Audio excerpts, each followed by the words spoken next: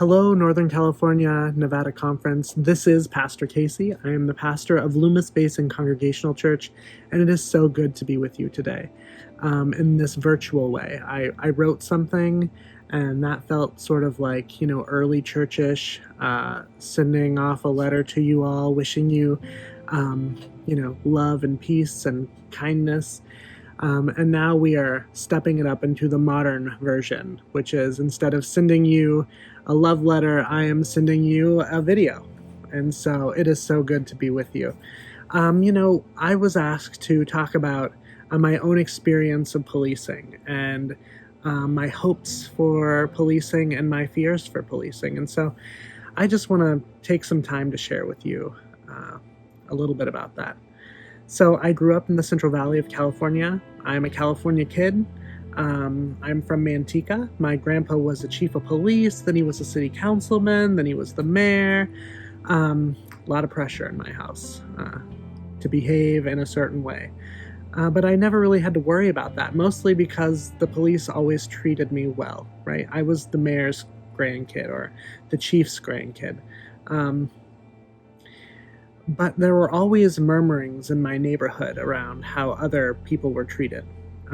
My neighbors, my friends, the other adults in my life that surrounded us, the kids at the Boys and Girls Club that I hung out with, their experience of those same police officers was much different than mine. But about 5 years ago, my partner and I, it was a Tuesday, we're sleeping, and at about 9 a.m., our door was busted down. And from the hallway, we saw lights. We could hear police. And by the time they got to our door with their guns drawn, their guns were in our faces. They dragged us out, basically in our underwear, threw us in the back of cars without ever giving us a warrant, and basically destroyed our home.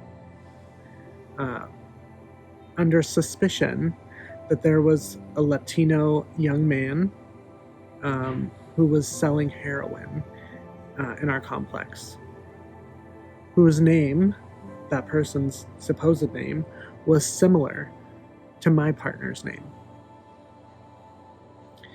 Well, after they realized that they had handcuffed a pastor and his partner, a student at that point, they had destroyed my communion kit, they decided to let us go. Who knew? They found nothing. But when my partner left, or, was unhandcuffed and he took the warrant, he said, are we done here? And the cop said, until we come back. There was never an apology. There was never an acknowledgement of their wrong. It was when we return.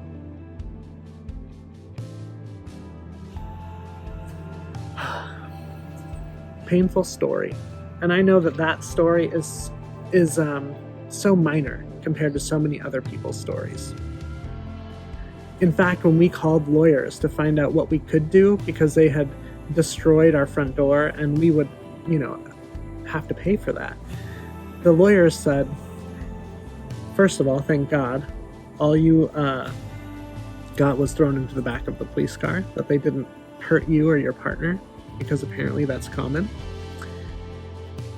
They followed up with, and it does you no good to press charges or to hold them accountable, because the moment you do that, the police will come for you. There is no accountability. So I guess my greatest fears for policing in these times there's a lack of accountability, sure. But also, I think what policing does in its current state is protect the rich and the white. And it leaves so many other communities and families vulnerable. And we know that. So that's my greatest fear. The militarization of police officers, their lack of accountability, and their clear protection of whiteness and wealth. That's what they're there for. Historically, we know it to be true.